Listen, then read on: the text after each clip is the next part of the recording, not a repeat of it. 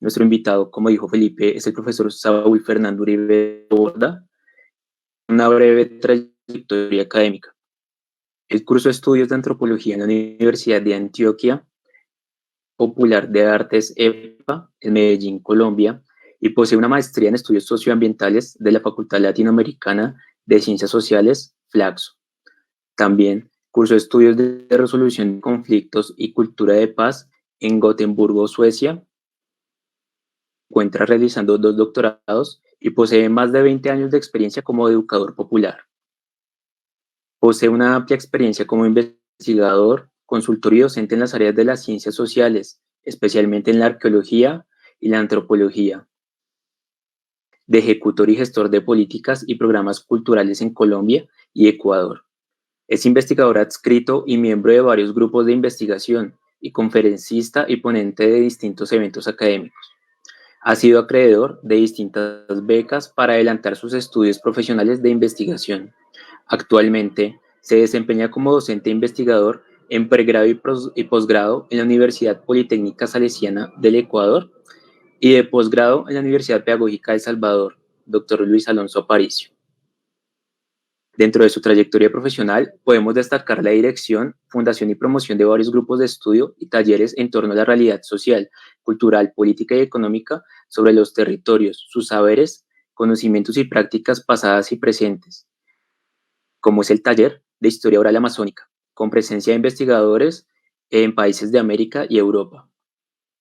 Finalmente, podemos destacar, entre otros, su participación en publicaciones y artículos como La representación zoomorfa en la cultura Wangala, un análisis preiconográfico en el periodo del desarrollo regional en la costa central ecuatoriana, también Etnografías, procesos y experiencias y resistencias sociales.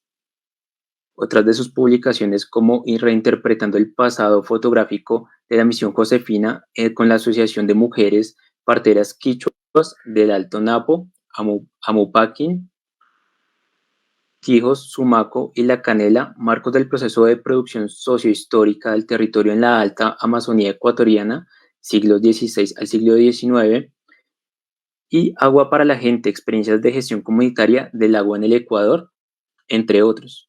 De este modo, damos la bienvenida al invitado y al profesor Fabio Castro para dar inicio a la conversación prevista para el día de hoy. Muchas gracias. Bueno, muy amable Diego por esta presentación. Profesor Saúl, que lo hemos visto aquí en pantalla, bienvenido y muchas gracias por participar en este proceso. Muchas gracias, profesor Fabio. Gracias, Diego, por esa presentación y Felipe, igualmente muchísimas gracias por la invitación a este diálogo tan importante y además tan complejo y difícil cerrar un evento de tal magnitud y con los personajes tan significativos e importantes que han pasado por él. Les agradezco muchísimo por tenernos pues en cuenta como taller y básicamente como investigador de estos temas realmente.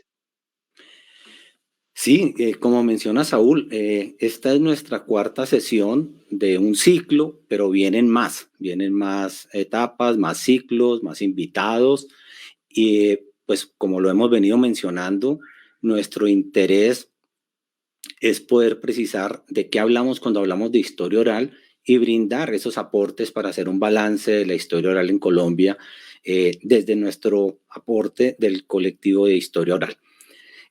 Al escuchar esa breve, el currículum, la proyección académica de Saúl, pues nos coloca como en una serie de preguntas.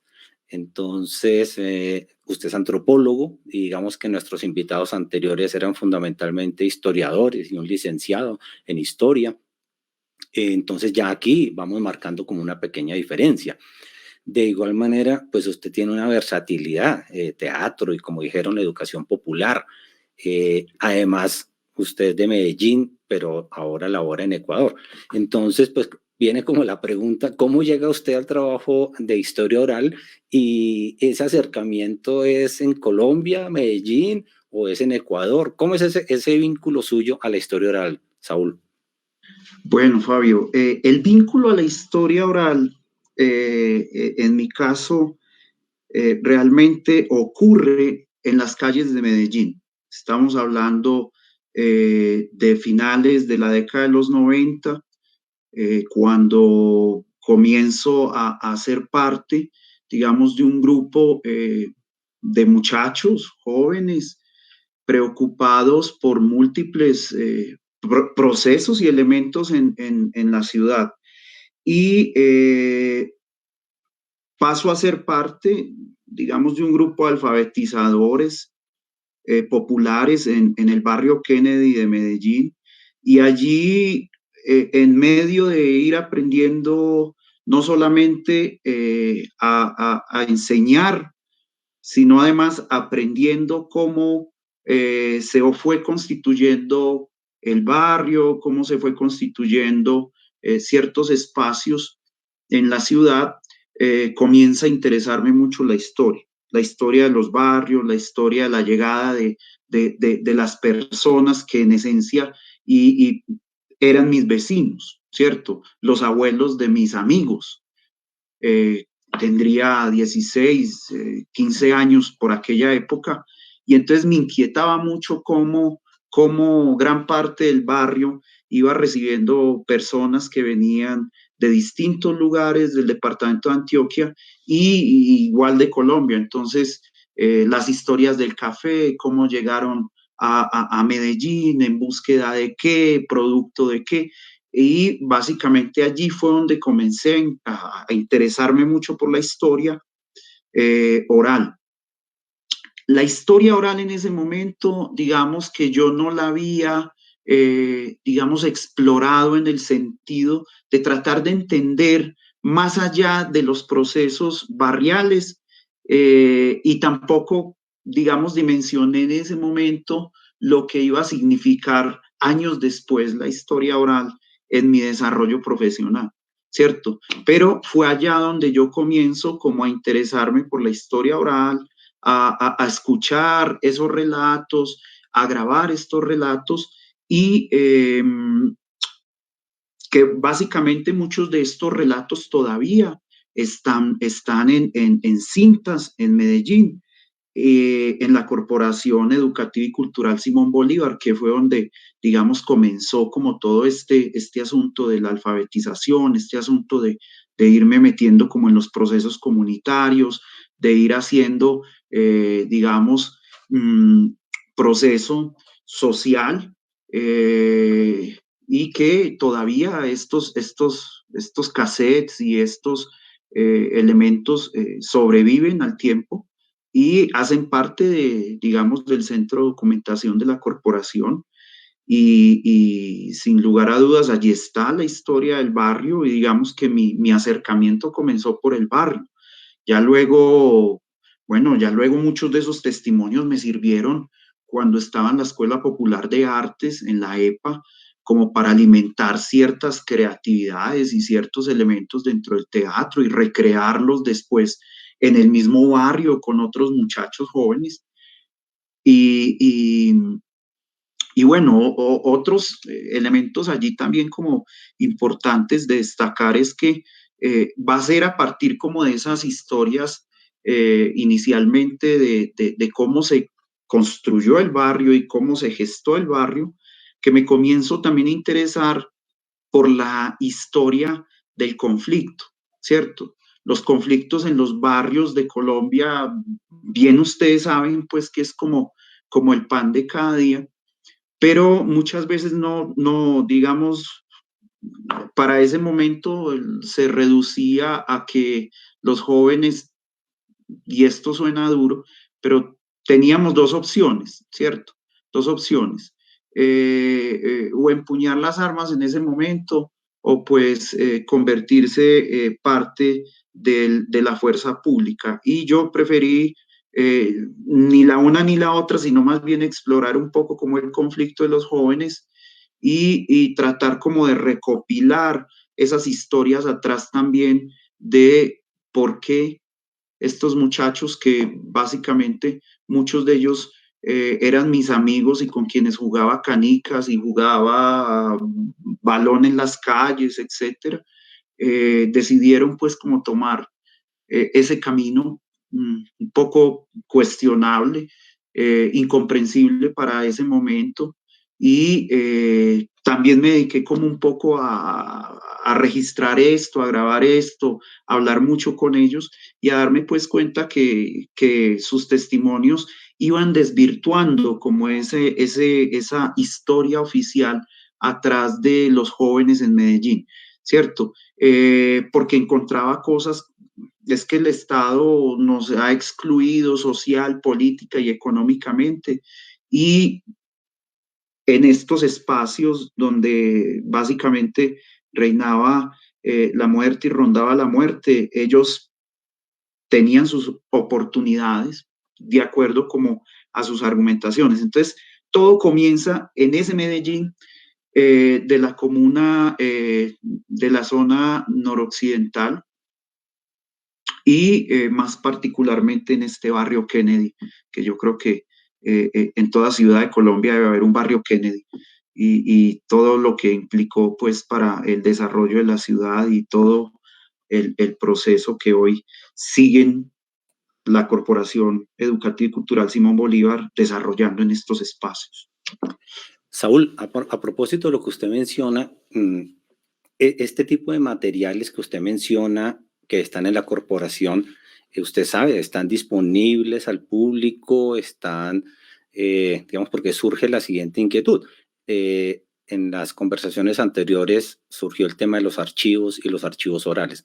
Entonces, ¿estos materiales estarían disponibles eventualmente para el público?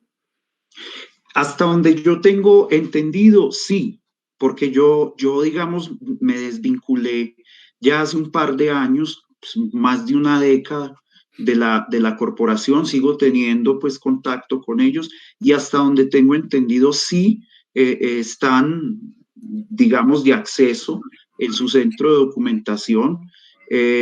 Aparte pues de esto hay videos, hay infinidad de cosas, pues cierto, que sí estaban y que de hecho, profesor Fabio, en algún momento se pensó y se hizo porque la corporación, bueno, y la lucha de jóvenes y la inquietud en los barrios, pues llevó a que fundáramos una emisora y en la emisora entonces pasábamos esos testimonios, invitábamos al tendero, invitábamos a la gente del barrio, a la gente orgánica del barrio a contar su testimonio de cómo transcurría sus días y sus tiempos, pues.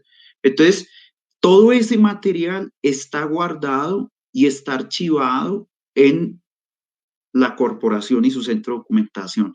Y había en algún momento un proyecto de digitalización. Recordemos pues que a pesar de que somos jóvenes, entramos, digamos, a hacer esto en lo análogo, en las cintas de casetes y etcétera. Y había como una propuesta hace un par de años atrás, de digitalizar este material de forma tal que se conservara, porque la historia de el común y es la historia del barrio la que está almacenada en estas cintas. Entonces sí hay como una receptividad para que se escuchen estas grabaciones. Gracias, Saúl. Y pues digamos que usted aquí nos empieza a colocar un poquito en sintonía con lo que pensamos es nuestro segundo ciclo, que tiene que ver como con esos trabajos populares, barriales, pero bien, eso será en el segundo ciclo que queremos ahondar. Nuestros tres entrevistados anteriores, digamos que nos hicieron mucha mención al contexto urbano y usted lo acaba de mencionar también en sus orígenes.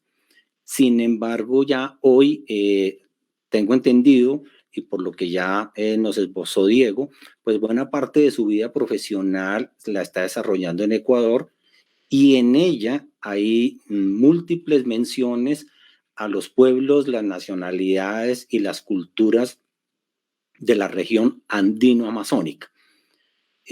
¿Cómo es ya en concreto o en particular ese trabajo de historia oral? ¿Qué particularidades cree usted que se pueden identificar? Pues estas son como tres preguntas en uno. ¿Y cuáles son los temas de investigación? A ver, hay como dos cosas, bueno, esas tres preguntas, ¿cierto? Y vamos a comenzar como por la primera. El trabajo, digamos, de exploración de la historia oral en estos contextos ha sido muy distinto a aquellos en el ámbito urbano.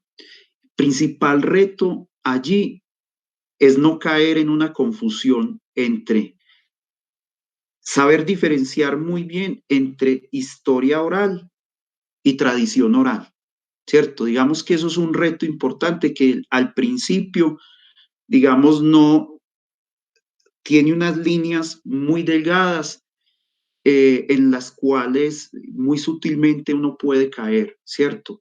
Entonces, ese es como un reto importante allí, profesor Fabio, de intentar como identificar y además de entender que la historia oral, ¿cierto? No es lo mismo que la tradición oral, Y algunos ¿cierto? incluso Entonces, la atraviesan con oralidad en genérico. exacto, exacto. Entonces, ahí hay como un reto importante. El segundo reto al cual, digamos, nos enfrentamos y esto es, digamos, un reto que, digamos, no es un reto, es una realidad, es que en Ecuador, lo que nos hemos encontrado es que la historia oral y la tradición oral y la oralidad, etcétera, se hace en lengua materna.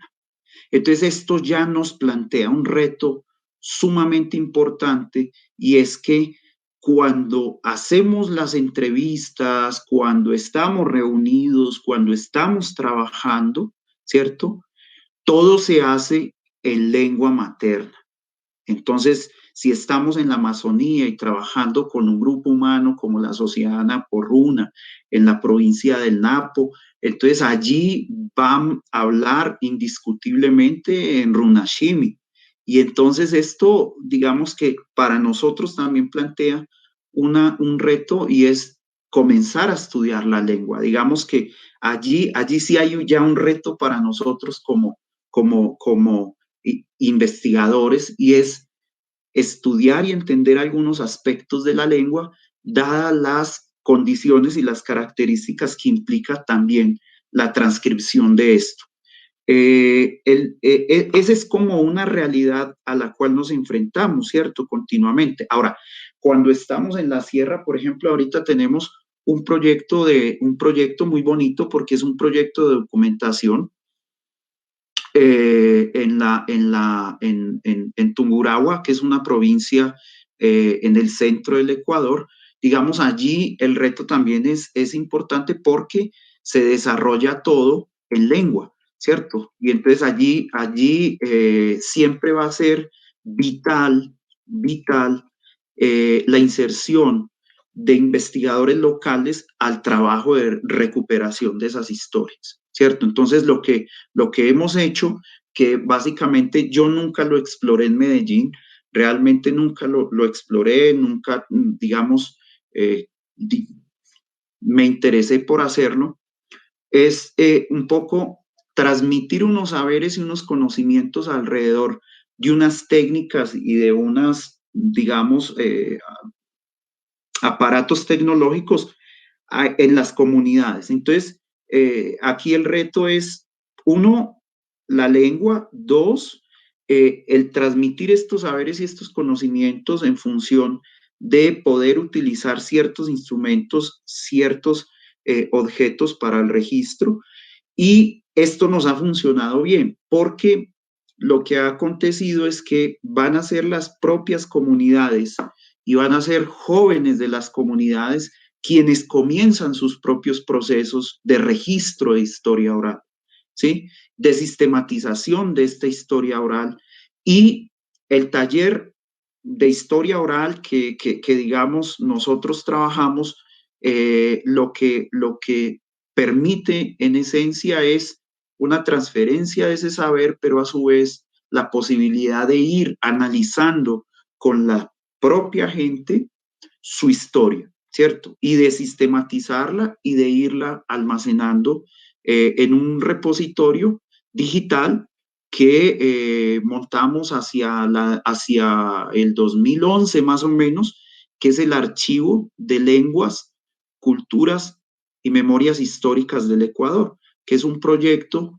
que básicamente lo que nos ha permitido es ir depositando todas estas entrevistas, todo este material que se logra con los jóvenes hombres, mujeres indígenas en sus comunidades, ¿cierto?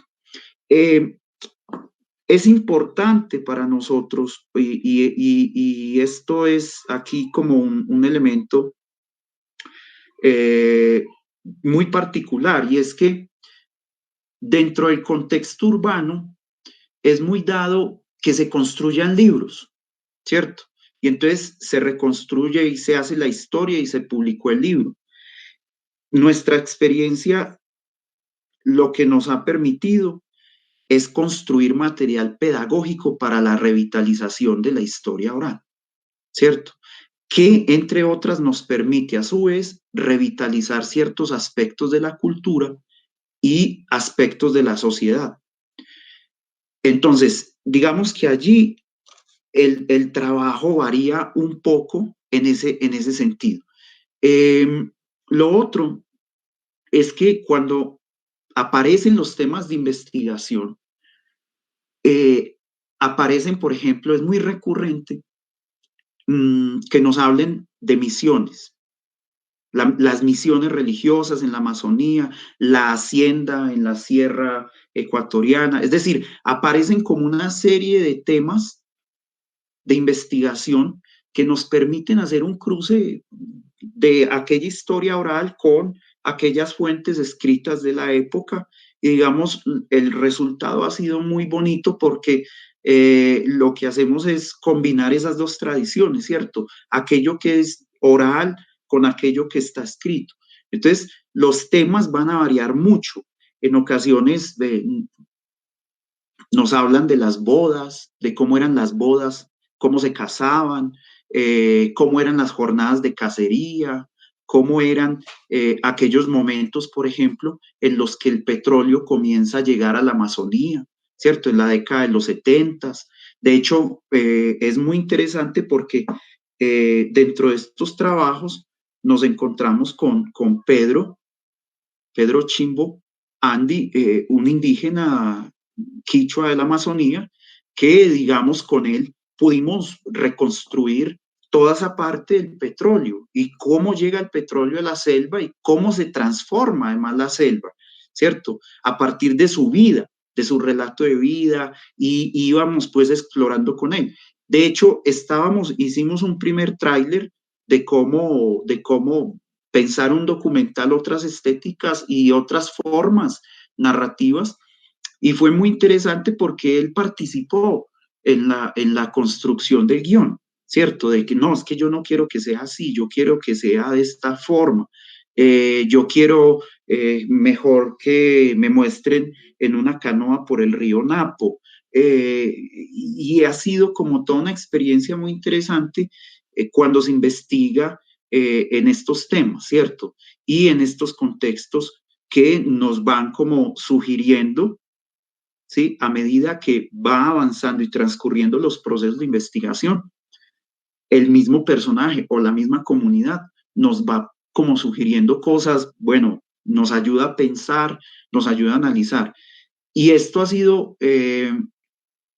muy fundamental porque nosotros en el taller no concebimos la historia oral única y exclusivamente como un método, sino como una posibilidad de co-construir con las comunidades, de co-construir con el otro, de co-teorizar alrededor de temas que son vitales dentro de los procesos históricos de las comunidades con las que trabajamos. Entonces, nos parece pues que la historia oral escapa, ¿sí? A hacer un método para convertirse en una oportunidad, en una posibilidad de co-construir con el otro y de ayudar a pensar con el otro.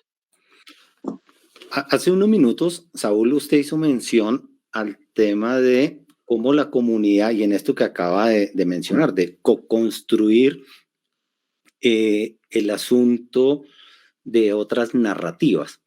Entonces, no sé, yo quisiera que entonces nos compartiera cómo ha sido ese paso, si se puede denominar así, de esa oralidad y de esa narración a través de la entrevista a convertir esto en un lenguaje audiovisual y usted tiene una expresión que es la de cine indígena comunitario. Entonces, ¿cómo es ese paso? Y creo que eso está articulado a lo que nos acaba de mencionar de los eventos de co-creación, de la co-construcción.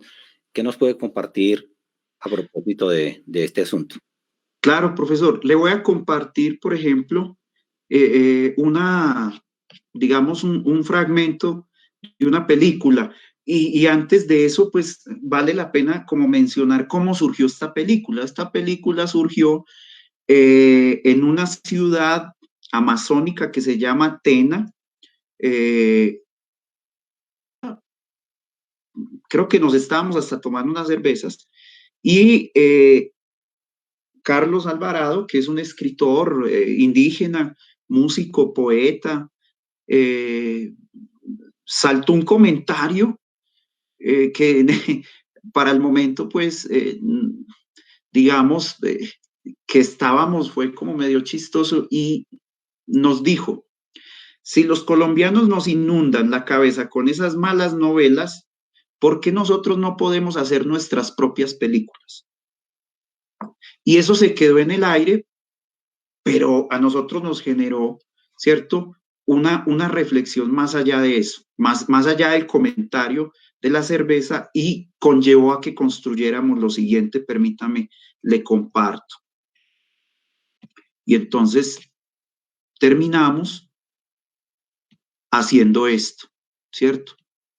Haciendo esto con la gente, con él y con otras personas. No sé si están viendo mi pantalla. Sí, ya se observa.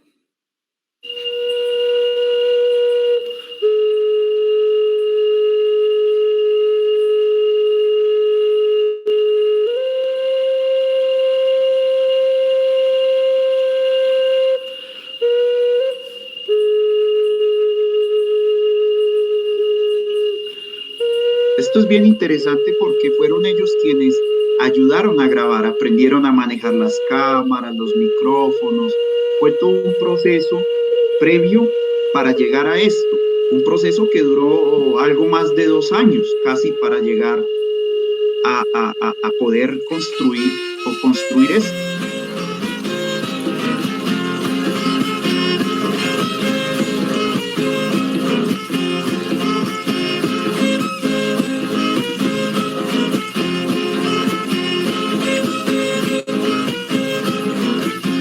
Uchukaila chundami, wakachishu nikangi. Uchukaila chundami, wakachishu nikangi. Lamparara warpukpi, arkangani nikangi. Lamparara Wabaguna, Shamichi. nikangi.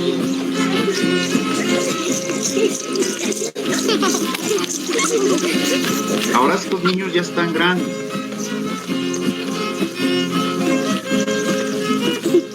Nyau paru kuguna kausera ko intarushin chakui chushimna. Akuchi.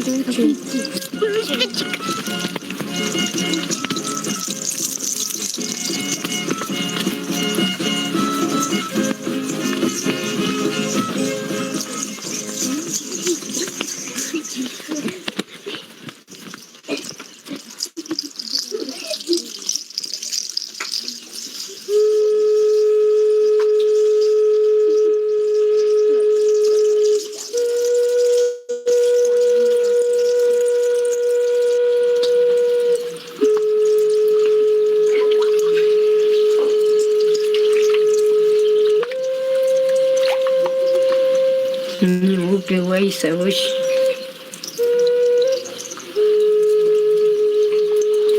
Kallari punjagunay kokama runa nishkami tiakanin.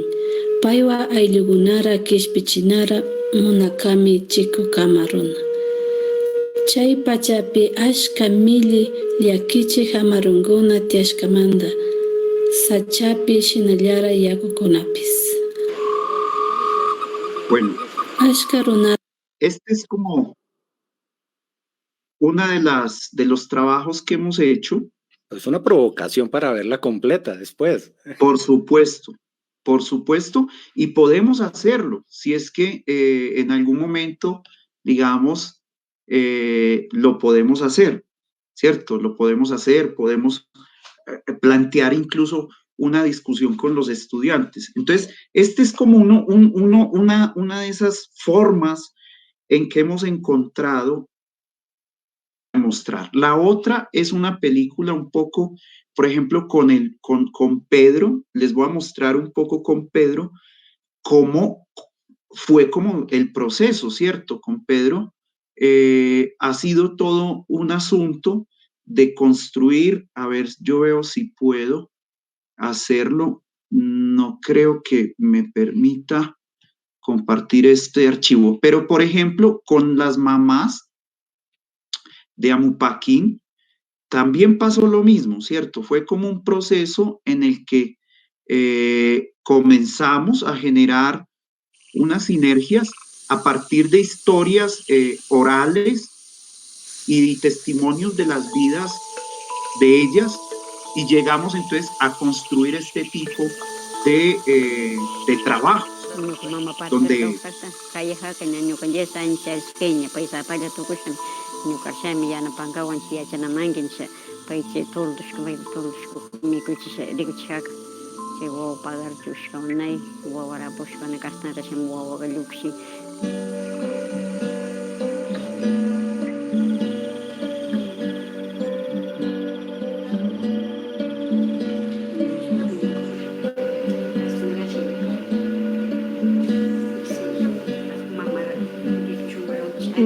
Papunda kallarisha kuna shayarisha mushu shayarisha roshkalayviga ali mahaka ali runa unaskirisha shamusha ima hospital da sialira wawa liukshinga pachi wastapak shamkuna mak nami kay doctor guna kay salud puramanda kuna chitari para shirikusha mitsan kallarinu mitsasha nya payguna shuleira churasha kay daga mana permitina payguna kilkillakuna mana yachakuna upamamauna imaras yapashpiñasha turbachin kallarinu narasha mana munanun ñukanchira permiso kungawa credencial kungawa ñukancha mañangashkakikani chiwasha karan punja wasira kuyrash puringawa turnanchi ishki karan punja shagara mariku irina mastikuna parto ima shamupi chitatendina chitilashkayga yanga wayra pichana ima tonos shamunun chigunarampi nun mama una pukusha ima tonos isakakusha nashallara kunagama ima semanaga nashallara katirianun ama ichushunisha wawa unariyachi sakishunisha mpaygunaga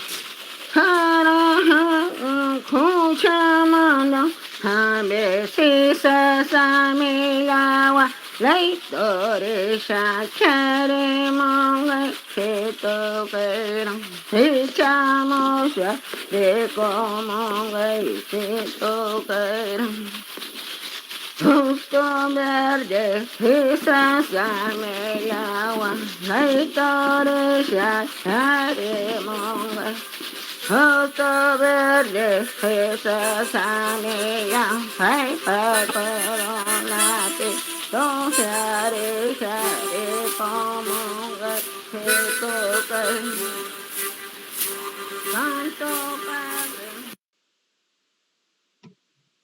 Bueno, esto hace parte como de esos trabajos de nuestro equipo, pues cierto, esta película fue dirigida por Patricia Bermúdez y en todo el proceso de investigación, pues que duró más o menos 2 años, estuvimos una colega alemana que era profesora en ese entonces de una universidad acá, estuve yo y el equipo de las mamás, muy vital porque a partir del trabajo con ellas, digamos que se comienza a construir otra estética, otras narrativas y otras formas de mostrar esas historias que hay detrás de cada mujer, ¿cierto?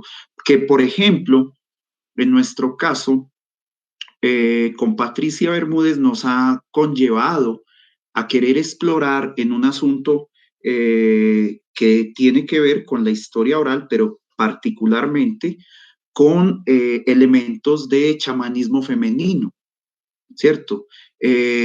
Casi siempre se ha, digamos, dicho o se ha asociado el chamanismo al ámbito masculino, y lo que hemos estado observando en estos trabajos precisamente y en los últimos 7, 8 años es que hay, digamos, una larga tradición allí de mujeres que practican el chamanismo y que producto pues de una historia que ha señalado, que ha penalizado, que ha, digamos, estigmatizado a la mujer, muchos de estos conocimientos se han ido, digamos, perdiendo, muchas de estas historias se han ido perdiendo, y esto nos ha impulsado a emprender un proyecto de investigación que lamentablemente por el momento en que estamos atravesando quedó truncado como el proyecto, pero venimos explorando mucho sobre estos temas a partir de historias de vida de ellas y de historias que se van entretejiendo y cruzando en una Amazonía que se teje a partir de esas historias en cada comunidad.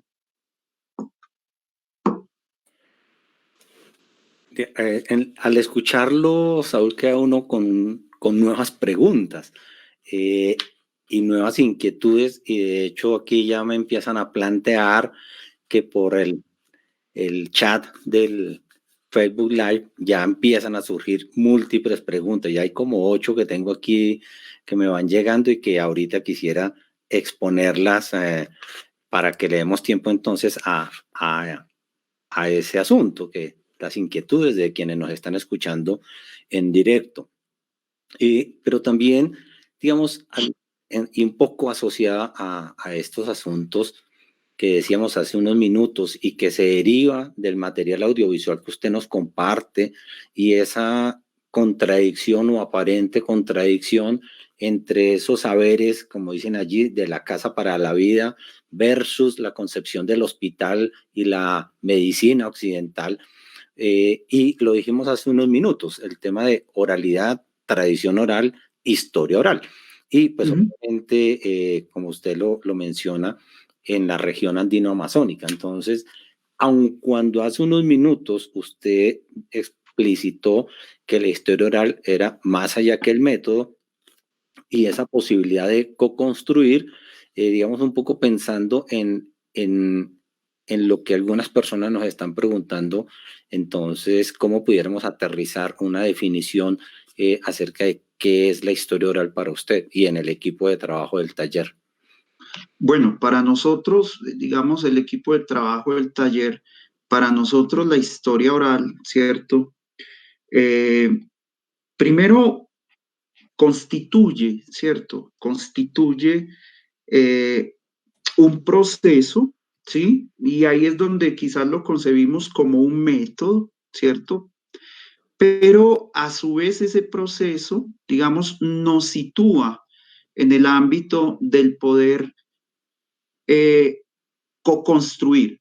¿Y a qué me refiero con co-construir? Me refiero a entablar procesos de horizontalidad en la construcción del conocimiento. Un conocimiento que, si bien es cierto, está digamos, en los lugares donde trabajamos y hace parte integral de los lugares donde hemos estado trabajando, ¿cierto? Es un conocimiento que por sus condiciones, por sus características, precisa ser, digamos, sistematizado, precisa ser en ocasiones puesto incluso a discusión en las comunidades, y es a partir de esas discusiones en los que encontramos que la historia oral, desde nuestra perspectiva, es una posibilidad para transformar ciertos espacios y ciertas relaciones asimétricas que se plantean y que se creen son inherentes a los lugares donde están estas personas y donde habitan estas personas, ¿cierto? Entonces, nosotros concebimos la historia oral como una posibilidad, ¿cierto?, de subvertir precisamente esas oficialidades o esas verdades oficiales de la historia, y cómo esas verdades oficiales de la historia terminan permeando esas versiones paradójicamente de la historia oral, ¿cierto? Entonces, oral partimos, ¿cierto?, a construir y a discutir elementos que son dados por las comunidades como un fenómeno natural, ¿cierto? Entonces, esto nos ha permitido, en cierta medida, comenzar a subvertir procesos de representación del otro hacia procesos de autorrepresentación del otro, ¿cierto? Entonces, la historia oral nos ha permitido que el otro, digamos, el otro con que trabajamos y con quienes construimos, se replantee también sus propios procesos históricos y lo que ha creído de su historia, ¿cierto? Entonces, lo que hemos hecho, profesor Fabio, es una suerte de reinterpretación del pasado a la luz de su propio pasado, ¿sí? Y esa reinterpretación lo que nos ha permitido es reconstruir unas relaciones en el caso indígena es muy claro, unas relaciones de poder, unas relaciones de dominación, unas relaciones muy asimétricas que el mismo indígena termina creyendo que son inherentes a su vida y a su proceso y a su cultura, y lo que nos ha permitido es ir construyendo con ellos ese proceso de autorrepresentación. Ya no es aquello como nos representaron, aquello como nos mostraron que era, sino es aquello como nosotros, ¿cierto?, nos autorrepresentamos y nos autopensamos en un contexto donde básicamente y muy complejo, en un contexto muy complejo como es el ámbito amazónico, donde las poblaciones se han movido y se han desplazado producto precisamente de un montón de procesos, entre ellos el caucho, las misiones, las guerras que ha tenido Ecuador con Colombia y con Perú, etcétera, etcétera, ¿cierto? O la hacienda en la sierra, que ha sido un proceso muy fuerte donde el indígena ha terminado naturalizando la exclusión, ¿cierto? Y cree que la exclusión hace parte inherente de su proceso. Entonces, para nosotros la historia oral se convierte en una posibilidad, se convierte en una herramienta, ¿cierto?, que nos ha posibilitado, insisto, como acercarnos a unas realidades que el mismo sujeto, producto de sus múltiples procesos, de sus múltiples, digamos, articulaciones, la creen de forma natural, y para nosotros esto nos ha significado entonces generar otro tipo de relaciones y de entendimientos de la propia historia. Entonces, allí es donde decimos, hombre, esto nos ha permitido co-construir otras miradas, co-construir otros relatos que no, digamos, no están, y nuestra discusión no es, eso es verdad o no es verdad, sino más bien cómo esos correlatos que va construyendo la gente también le ayudan, digamos, en cierta medida a superar ciertos obstáculos que la misma historia oficial y hegemónica en muchos elementos les ha impuesto en la Amazonía o en la sierra. Entonces, para nosotros esa historia oral se convierte, ¿sí?, en esa posibilidad de construir y de construir desde abajo, digamos, desde esas concepciones de la historia desde abajo, procesos que llevan consigo elementos de transformación de ciertas condiciones en las que están inmersos estas poblaciones, ¿cierto? Entonces, desde allí, nosotros siempre hemos dicho que la historia oral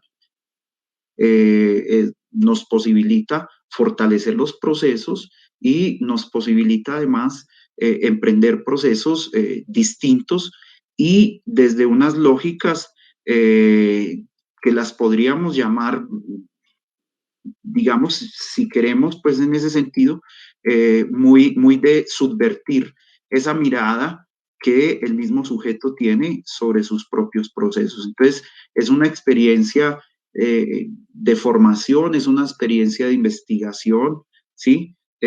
Donde básicamente se subvierte como esa mirada del objeto y el sujeto para poder dialogar entre sujetos como sujetos políticos, como sujetos epistemológicos que somos y que tenemos esa capacidad además de comprender ciertos procesos históricos y el devenir histórico de estas sociedades. Entonces, para nosotros ha sido como muy rico en ese sentido ir comprendiendo como esos aspectos, ¿cierto? De que la historia oral tiene que permitirnos, tanto como investigadores, como profesores, como amigos y como compadres, en última instancia, termina uno convirtiéndose en el padrino de los hijos de la gente con que está trabajando, hacia una crítica, ¿cierto?, que emerge como una corriente alternativa a la historia tradicional y cientificista que nos han dicho en las universidades, ¿cierto? Entonces, desde allí es que entendemos un poco cómo esa historia oral va a evidenciar prácticas materiales y simbólicas que están en la cotidianidad de los sectores con los que estamos trabajando, pero esa naturalidad es la que en esencia y en ocasiones, no siempre, ¿cierto?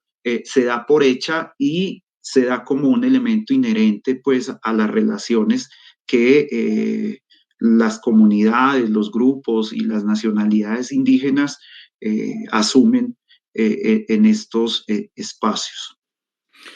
Saúl, con lo que usted acaba de comentar, digamos, ese proceso de replantear el pasado, de hacer una mirada sobre esos autorrepresentaciones, me queda una pregunta allí muy puntual y es, ¿cuál sería el lugar, digamos, en la práctica investigativa se habla de la triangulación de fuentes? En este caso, usted también al inicio habla de que algunas de estas comunidades de pronto son monolingües y se comunican solo en lengua materna, por tanto aparece otras voces diferentes a la lengua materna. Usted hablaba de pronto de la existencia de documentos de las comunidades religiosas. Entonces, ese temita de esa triangulación de fuentes, ¿cómo aplica allí en el ejercicio que ustedes están realizando? Y pues no sobra, quizás antes de dar paso a las preguntas que nos están formulando, ¿cuál es el lugar, el papel y el origen también del taller de historia oral amazónica, en el cual pues usted es el fundador, igual que nos pudiera comentar al respecto? Bueno, hay como dos cosas. Lo primero es que la triangulación se hace difícil y yo creo que eso es una de las características que uno tiende a encontrarse en estos lugares, ¿cierto? Porque muchas veces, y bien lo planteas, Fabio, en nuestro interlocutor muchas veces no habla el castellano, los documentos existentes de las misiones, pues desde luego que tienen una mirada parcializada de lo que observaron, ¿cierto? Y lo que hemos hecho y digamos lo que hemos tratado de hacer es contrastar muchos de estos testimonios con distintas fuentes de carácter religioso, fuentes de carácter administrativo, ¿cierto? Que tenemos archivos pues de la Amazonía, todavía se conservan algunos, de hecho hemos hecho un trabajo de recuperación de esto, y digamos que a partir como de esos documentos burocráticos del Estado y de esos documentos de las misiones religiosas, hemos podido pues como intentar generar ese proceso de triangulación de esos relatos, ¿sí? En función como de tratar de darle, digamos, a esto un sentido de importancia en el contexto en el que nos movemos, que básicamente es un contexto universitario, es un contexto de investigación universitario. Entonces, hemos como procurado por esto. Y a su vez, someter esas mismas fuentes escritas de las misiones, de la burocracia en la Amazonía o de la burocracia en la sierra, a discusión dentro de esas comunidades, ¿cierto? Y eso ha sido también sumamente interesante porque salen múltiples interpretaciones y digamos eso aparece como un detonante para nuevos elementos. Y bueno, el origen del taller de historia oral, digamos que surge de varias inquietudes. La primera, básicamente, y yo creo que fue como un proceso de encontrarme dentro del Archivo de Lenguas y Culturas, que es un repositorio que les sugiero, pues puedo así rápidamente para que ustedes vean ahí, digamos que a partir de este archivo, ¿cierto? Yo comienzo a interesarme por algunos elementos, ¿cierto? Elementos que sin lugar a dudas en su momento estaban y siguen asociados al ámbito de las lenguas, me comienza a, digamos, a sugerir un montón de preguntas alrededor de estas comunidades y de sus historias en la selva y de las historias de las haciendas, y surge de ahí básicamente, surge como un interés, ¿cierto? Y surge básicamente como un interés para entender esto, investigar esto, y como un interés que además comienza a sumar ciertas inquietudes, ¿cierto? Entonces se comienzan a sumar, por ejemplo, Juan Carlos Morales Mejía, que lleva 20 años estudiando mitos en Ecuador. Entonces, a partir como de sus conversaciones con él, conversaciones en la Academia Nacional de Historia, etcétera, digamos que me nace la idea de crear el taller de historia oral, ¿cierto? Como una iniciativa básicamente que busca formar investigadores locales, ¿cierto? Como una forma, una estrategia de fortalecimiento de trabajos de investigación donde las fuentes orales son un insumo para múltiples reflexiones, ¿cierto? Entonces, en ese sentido, lo que comencé a hacer fue un poco a jugar con los estudiantes en la universidad y a crear como espacios de formación donde buscaba y sigo buscando, y todos lo tenemos como claro en el taller, transmitir unas técnicas y unas metodologías para el registro, sistematización, análisis y difusión de la historia oral, ¿cierto? Entonces, digamos que la preocupación surge a partir como de algunas reflexiones que tenían en ese momento y tienen que ver mucho con la lengua, y con los usos de la lengua, pero a partir como de esas inquietudes y de conversaciones, por ejemplo, con la doctora Carolina Herz, que es lingüista. Entonces comencé como a entender que ahí habían otros elementos que iban a ser necesarios registrar, entre ellos la historia, y cómo la historia pues iba develando y esas relaciones de poder, esas relaciones de colonialismo dentro de estos contextos en los que trabajamos. Entonces, fue como un interés que inicialmente partió desde una serie de preguntas, pero también una serie de observaciones de ver cómo se transforma rápidamente la selva en plataformas petroleras, en carreteras, etcétera, y me inquietó como mucho saber esos procesos, muy similar a lo que me acontecía 20 años atrás en Medellín, de preguntarme cómo comenzó el barrio, y eso conllevó a que inevitablemente terminara montando como este taller, intentando enamorar estudiantes a que se sumen a estas iniciativas, porque además ha sido bien interesante los ejercicios que salen también con los estudiantes, de revisar, por ejemplo, el álbum familiar, de explorar en las fotografías familiares. De hecho, tengo un estudiante que, digamos, está haciendo su tesis con fotografías familiares y todo su trabajo es sobre historia oral de su familia que va a ser desplazada del conflicto palestino-israelí, ¿cierto? Y entonces empezó a reconstruir esto y a encontrarse con elementos sumamente importantes y claves dentro de sus historias, Fabio. Pero básicamente esto surge de una inquietud muy personal, de pura curiosidad, ¿sí? De pura curiosidad. De hecho, siempre digo, estas cosas fueron sin querer queriendo. Y esto cogió fuerza y hace un año andamos montados en esto y hemos hecho pues algunos cursos y algunas reflexiones como alrededor de esto.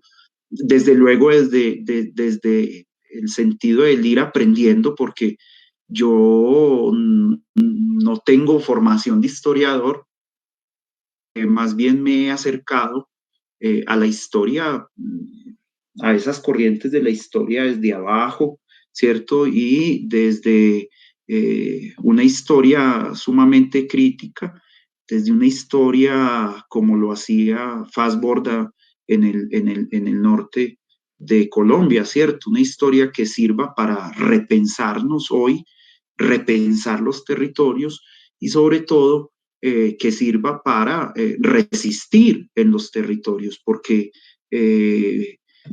ante la situación compleja que atraviesan nuestros países, digamos, la historia tiene que convertirse, y lo hemos discutido al interno del taller, la historia tiene que convertirse en un insumo para la transformación y para activar la praxis en esos territorios. Entonces, es como esa la historia en resumidas cuentas del taller. Ahora, el taller ya ahorita va por su segundo curso, tiene unas articulaciones poderosas digamos, en Colombia. Estamos ahí intentando articular la red de Nariñense Historia Oral. A su vez estamos intentando construir el taller de Historia Oral y Memoria Histórica de El Salvador, poco como en función de recopilar todos estos testimonios del conflicto salvadoreño. Y además se nos abrió como una posibilidad, Fabio, enorme de apoyar, de construir un taller de historia oral afrocaribeña.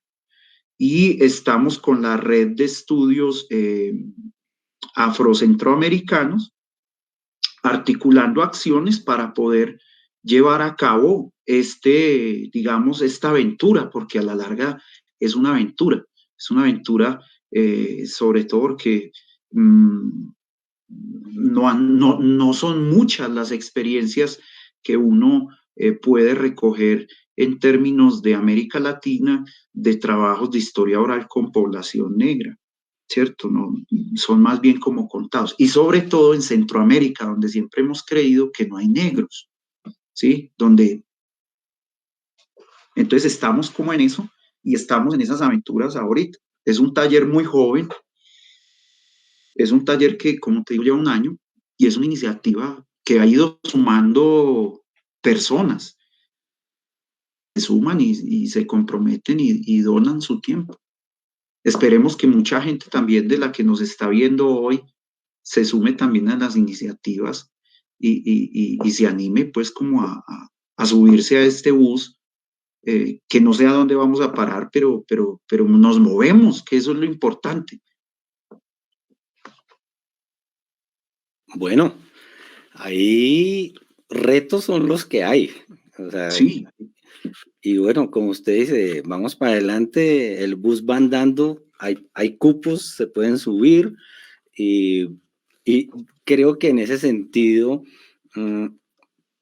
pues bienvenido a este ejercicio que estamos provocando desde el colectivo de Historia Oral aquí en Bogotá, y que obviamente, como lo hemos venido señalando, nuestra primera invitada era de Bucaramanga, la profesora Ivonne, luego invitamos al profesor Archila aquí en Bogotá, el profesor Germán Feijóo en Cali, en Valle, y pues ahora usted haciendo Historia Oral desde pues Ecuador, sin perder los vínculos como lo manifestó inicialmente desde Colombia también. Tenemos por ahora un conjunto de preguntas que mientras usted estaba hablando también yo estaba aquí como leyendo y organizando, Saúl, y pues quiero hacer una primera tanda. Son 4 preguntas que me parece que están un poquito relacionadas. Y voy a darle crédito también a quienes nos acompañan con las mismas inquietudes.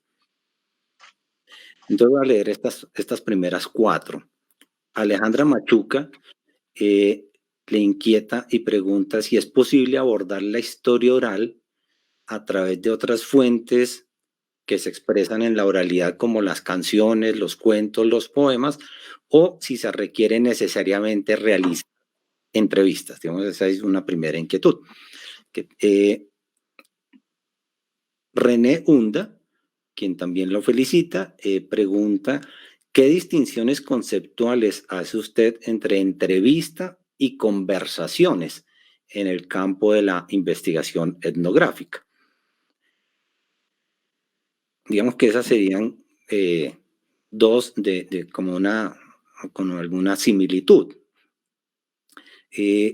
Por otro lado,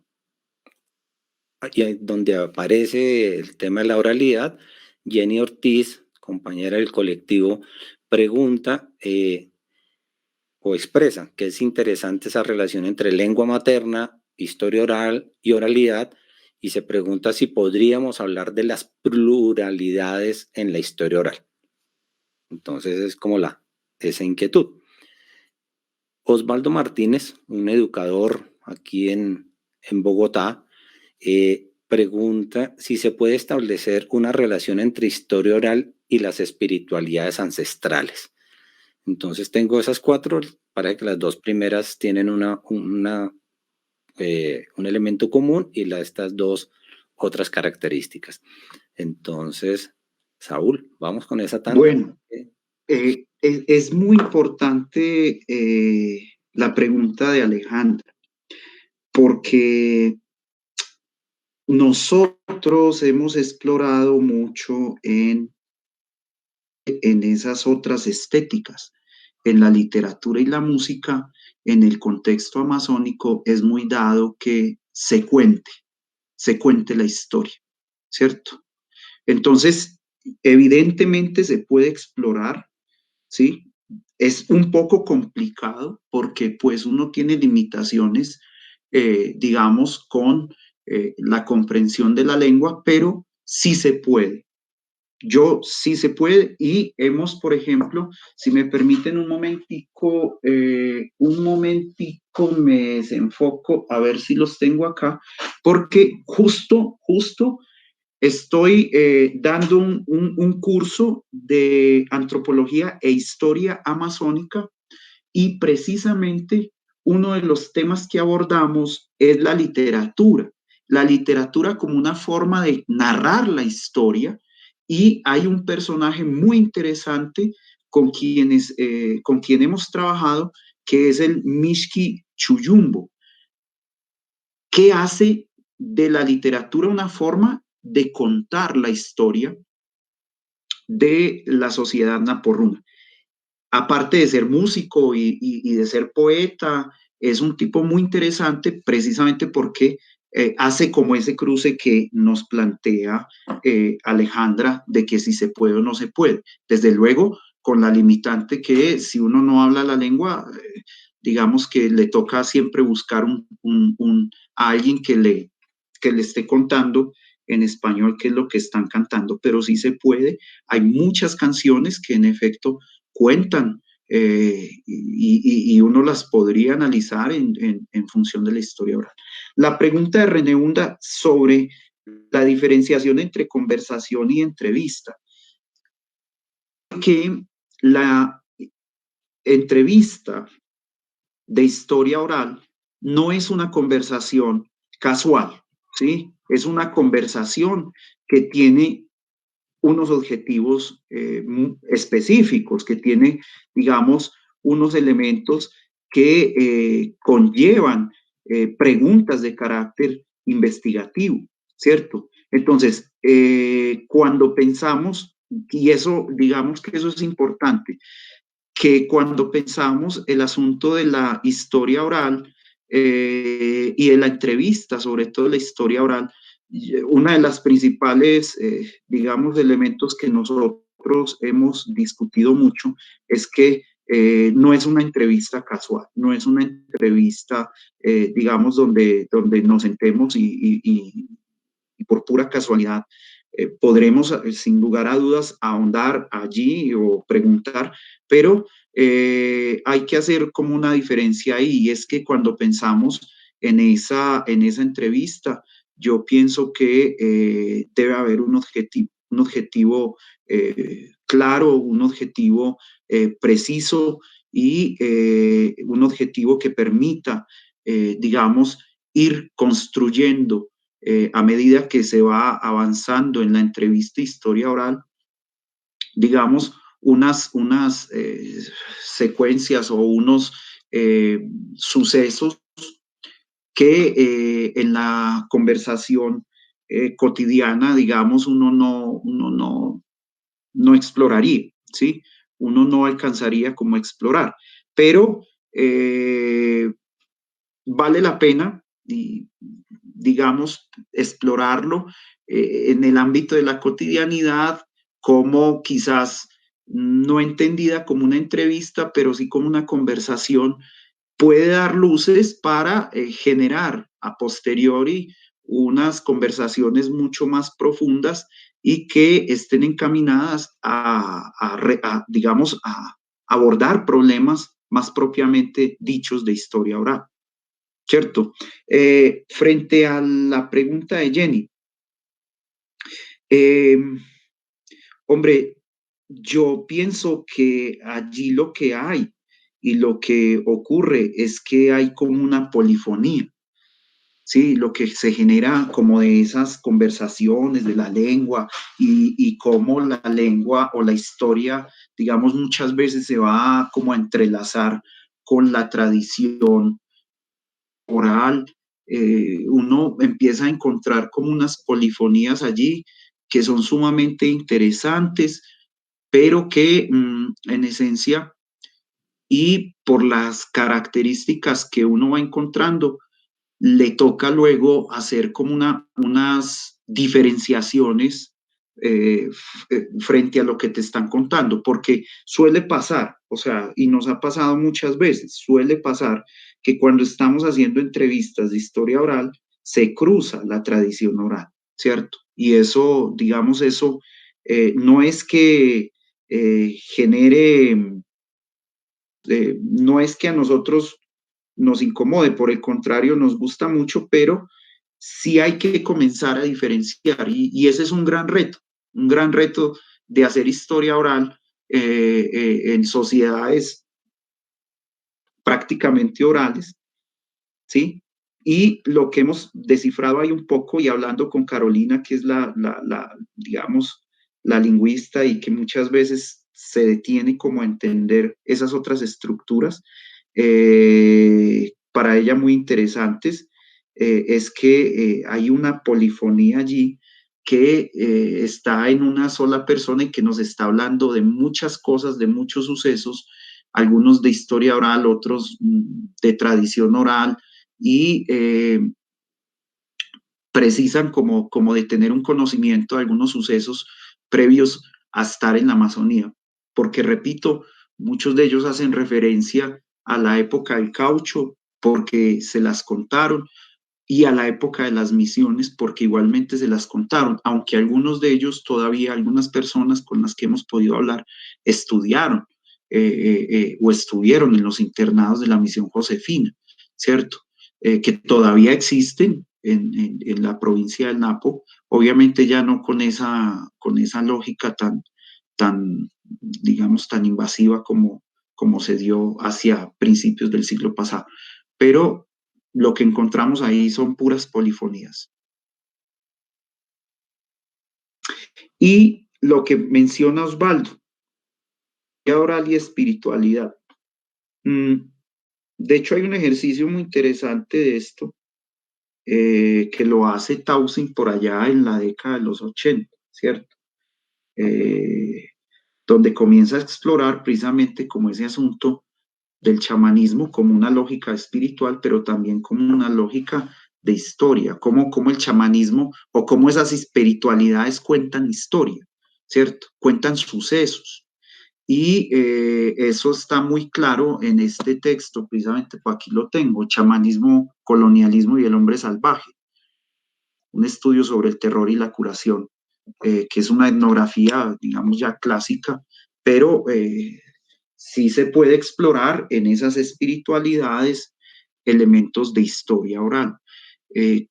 Como les digo, hay que darle el tiempo y detenerse como para poder entender qué es lo que me están tratando de decir esas espiritualidades, que eso es muy similar a lo que pasa con la literatura, ¿cierto? En la literatura, en las canciones, me están contando historia oral, pero tengo que comenzar también a generar un proceso de análisis de eso que me están contando para poder ir diferenciando qué es tradición y qué es realmente un proceso de oralidad y de historia oral que me permita triangular en este caso y para las fuentes que tenemos en la Amazonía con los registros de los misioneros y con los registros de la burocracia estatal en la Amazonía. Gracias, Saúl. Hay otra tandita de inquietudes, de preguntas que quisiera compartir. Desde Argentina nos acompaña la maestra Alicia Garner, quien ha estado acompañando todo este ciclo. Y de una parte, pues, señala que es muy interesante el rescate de los saberes de las mujeres en el trato con otras mujeres, que la medicina occidental trasladó al varón médico en ese trato. Entonces, y de igual forma, la profesora Alicia Garner nos expresa, ella es directiva de la Asociación de Historia Oral de la República de Argentina, la AHORA, quien felicita este ciclo del colectivo y aprovecha para invitar a quienes nos escuchan aquí o con posterioridad van a observar este material, nos invitan a participar en este número ya es el 14 Encuentro Nacional y el 8º Congreso Internacional de Historia Oral que se organiza desde la Asociación Argentina, que está previsto para los días 22, 23 y 24 de septiembre de este año. También pues allí se puede consultar desde el Facebook de Historia Oral de la Asociación Argentina. Entonces, digamos, ese es el saludo de la profesora Alicia. Ángela Bolívar nos pregunta, o le pregunta más a Saúl, ¿cómo percibe el lugar del cuerpo? Ese cuerpo individual y el cuerpo colectivo en el entendido de las corporalidades y como una historia encarnada en los usos de la historia oral. No sé si es clara la inquietud o... Sí. Listo. Bueno, es una reflexión que nos hacemos, que también nos estábamos haciendo, porque lo que hemos notado es que en la Amazonía, digamos, el cuerpo es colectivo y el cuerpo, digamos, tiene unas conexiones. En este trabajo de la partería, ¿cierto? Voy a comenzar por ahí. En ese trabajo de la partería, digamos, el proceso relacional de la criatura no se origina en el momento en que nace, se origina en el momento de la misma concepción, porque muchos espacios en el territorio amazónico, por ejemplo, las cascadas, están asociadas fuertemente a la fertilidad y son espacios, ¿sí?, en los que muchas parejas, digamos, comienzan sus procesos de paternidad y maternidad. O sea, la concepción de un hijo no se hace, en algunos casos, en la casa, como creeríamos nosotros, sino en esos espacios. Entonces, esa relación y ese proceso de, digamos, de cuerpo y territorio está fuertemente anclado a procesos que no solamente tienen que ver con la concepción, ¿cierto? Es todo un proceso es pura y dura teoría de relacionamiento en la selva. Entonces, esas criaturas, desde su proceso de concepción hasta su proceso de nacimiento, digamos que tienen una relación muy estrecha con la selva. Y aún después de nacer, continúan teniendo un proceso, ¿cierto?, de relacionamiento de la partera, la madre y la criatura con la selva. El cuerpo está fuertemente anclado a la idea del territorio y a su vez la idea de territorio como un elemento colectivo, como un elemento que hace parte, ¿cierto?, inherente a estos personajes en la Amazonía. Entonces, ese elemento que menciona Ángela Bolívar es muy interesante porque el territorio transversaliza el cuerpo y viceversa, ¿sí? Y transversaliza un montón de cosas en la selva que estamos explorando, que estamos investigando y que estamos pensando con estas mujeres, porque para nosotros todavía no es muy claro, ¿cierto?, cómo es este proceso y cómo la historia oral nos lo permite como ir comprendiendo, porque allí ya comienzan además a cruzarse líneas de historia oral con elementos de tradición oral, ¿cierto? Y eso, digamos que nos genera un reto interpretativo, pero estamos en eso y la pregunta, digamos, la pregunta es muy bonita porque yo pensaría que no solamente ocurre en la Amazonía, ¿sí?, que también es un elemento que ocurre en las ciudades, que también es un elemento que nos está ocurriendo a todos nosotros, profesor Fabio y Ángela,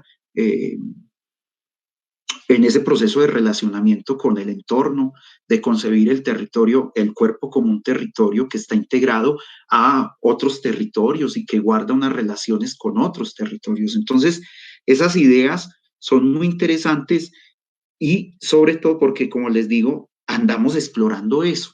Justo lo que menciona la profesora Alicia Garner, pues cierto, el asunto con las mujeres y cómo las mujeres también van concibiendo su cuerpo, cómo ese cuerpo se integra a la selva, cómo la selva se integra a sus cuerpos. Es decir, venimos como en una exploración muy provocativa sobre esa pregunta que nos hace Ángela y que, digamos, también comenta la profesora Garner sobre, ok, las mujeres en estos espacios han sido completamente relegadas y hoy es como la posibilidad de hacer historia oral con ellas, ¿cierto? Y de comprender esos procesos. Entonces, andamos en esas, profesor. Muy seguramente vamos a encontrar cruces quizás en el Congreso, ¿sí?, de historia oral, y podemos quizás mostrar algunos avances en esa materia, porque sí tenemos algunas entrevistas de ver cómo las mamás, digamos, desde muy temprana edad, iban a la ingesta de yagé a las montañas, ¿cierto? Y cómo las montañas les hablan y cuando revisamos la historia de esas zonas, pues uno encuentra relatos escritos que hablan de esos sucesos, ¿cierto?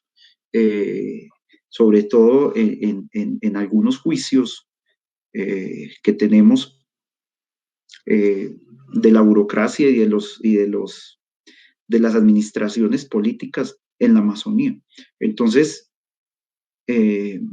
por ahí va la cosa. Es que es también como un elemento que a nosotros nos pone a reflexionar mucho.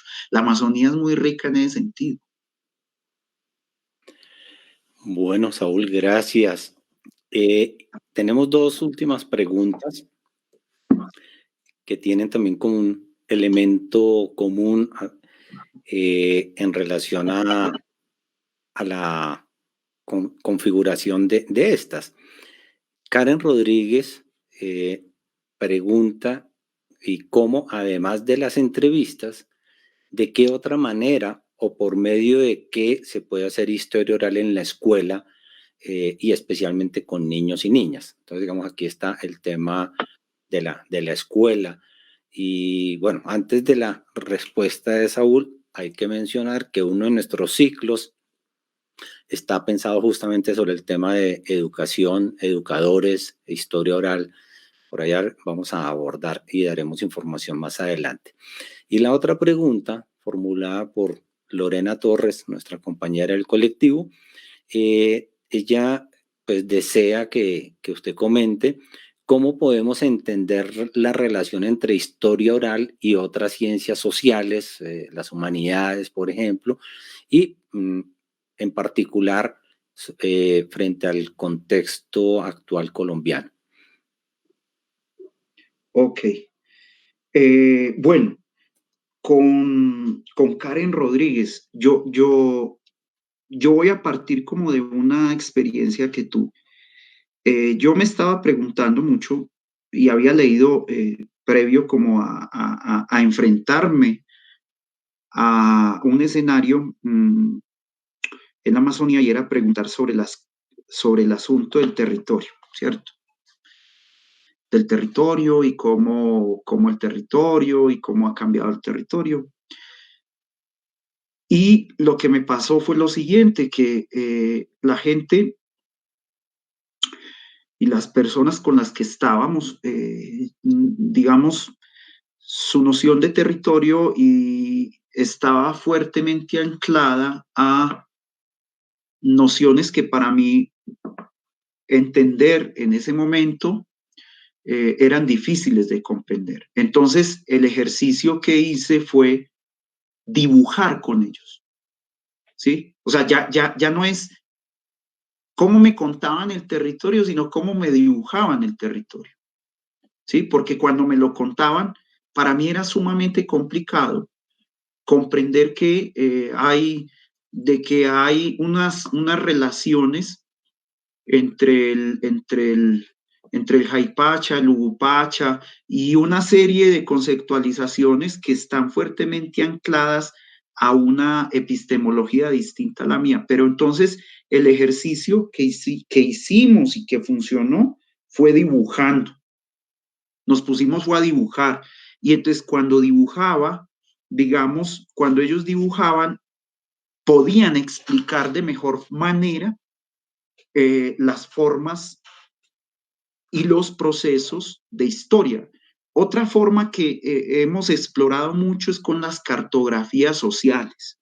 La cartografía social y el hecho del dibujar el territorio hace posible que aflore más fácilmente la historia, ¿cierto?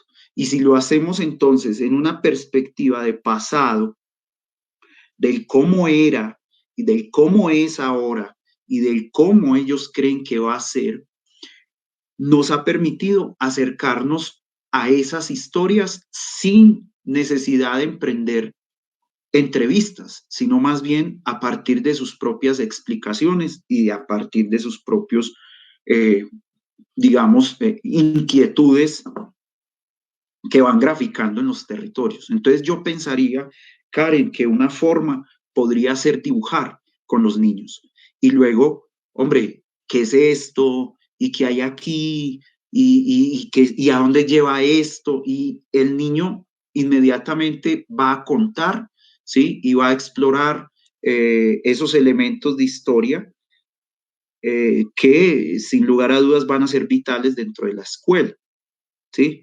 que van a permitir ir comprendiendo los entornos presentes y pasados de estos niños y todo lo que acontece en esos espacios. Entonces, es como una forma que a mí me ha funcionado. Otra forma que me ha funcionado es encontrar detonantes de esa memoria. Entonces, trabajamos mucho con fotografía de la época, por ejemplo. ¿Cierto, Fabio? Discúlpenme, por ejemplo, es buscar fotografías. Entonces, esas fotografías de las misiones, ¿sí? Y de los procesos que hay con las misiones nos han permitido, ¿sí? Aparte de tener un archivo, pues, cierto, que pronto estará al aire, ¿sí? Nos ha permitido, por ejemplo, bueno, dialogar alrededor de esto. A partir como de estos elementos, uno puede, digamos, detonar cosas, Karen. Y es muy bonito porque la gente pues se reúne alrededor de una fotografía a contar, ¿sí? A contar lo que ellos han escuchado, lo que ellos vivieron. Y en ese sentido, yo pienso que el ejercicio va también encaminado a lo que menciona Lorena, ¿sí? ¿Cómo hacer de los archivos periodísticos y de las imágenes en Colombia, ¿sí? Un detonante para generar una memoria obstinada, ¿sí? Una memoria que se niega a morir ante los planes sistemáticos de olvido que plantea el Estado colombiano con relación a todo, pues prácticamente, ¿cierto? Entonces yo pensaría que hay insumos potentes, insumos muy potentes como la fotografía de época, como los archivos periodísticos que permiten detonar y que permiten activar la memoria oral. Además que es una historia que transversaliza los lugares en Colombia, que transversaliza a todos y cada uno, hombres y mujeres. Entonces yo pensaría que por ahí hay como estrategias metodológicas. 1, el dibujar. 2, las cartografías sociales. 3, el combinar técnicas, ¿cierto? Como estas, que posibilitarían ver. El cine me parece que también es un elemento potente y que ayuda, ¿sí? A generar procesos críticos de nuestra historia, ¿sí? Procesos que nos conlleven. Estoy pensando, Fabio, discúlpeme que me tome tanto tiempo, pero estoy pensando en una película de Patricio Guzmán, ¿cierto? El chileno con la memoria obstinada, la batalla de Chile, y cómo estos elementos hoy permiten precisamente mantener vivo elementos tan fuertes como los que pasó, ¿cierto? Chile, o un documental que vi hace poco de Carmen Guarini en Argentina y cómo van cambiando las baldosas de las aceras para colocar, ¿cierto? Baldosas con el nombre de las personas que desaparecieron en la dictadura, ¿cierto? Entonces, me parece que esos elementos permiten, digamos, discutir esa historia, esa memoria, y a su vez mantenerla viva y siempre ser obstinados al olvido. No podemos olvidar, ¿sí? Y porque también es una pena, y habrá que decirlo, en ocasiones la memoria en América Latina dura lo que dura un gol. Y entonces es y esa es una de las grandes frustraciones en ocasiones que nos encontramos quienes hacemos estos procesos, ¿cierto? Y nos preguntamos, bueno, ¿y entonces dónde fallamos? ¿Y por qué la gente no recuerda? ¿Y por qué la gente continúa insistiendo de que es así cuando la historia que hemos estado activando nos demuestra que no es así? Entonces, es como elementos que podemos encontrar allí que yo pensaría que son muy vitales para poder discutir, ¿cierto? El cine, la fotografía, la cartografía, el dibujo, la misma música nos permite acercarnos como a unas realidades y detonar esos procesos de historia y que la gente no se olvide de lo que está aconteciendo. Porque estoy completamente seguro, la gente tiene memoria, pero hay que recordársela, ¿cierto?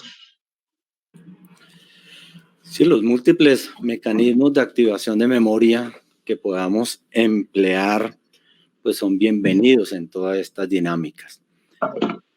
Profesor Saúl Fernando, pues desde el colectivo de Historia Oral y este ejercicio que hemos titulado ¿De qué hablamos cuando hablamos de historia oral? Aportes para un balance de la historia oral en Colombia.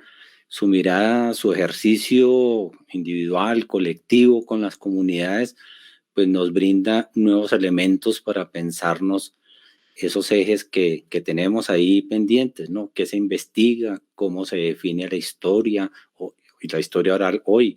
Esos usos metodológicos. Pues queremos agradecer su participación, queremos ampliar los vínculos entre el taller de historia oral andino-amazónica, pues, y obviamente el colectivo Historia Oral. Sin embargo, pues hay que mencionar que nuestro colectivo de Historia Oral forma parte de la Red Latinoamericana de Historia Oral. En el año 2005 hicimos un primer encuentro internacional que dio origen a la red.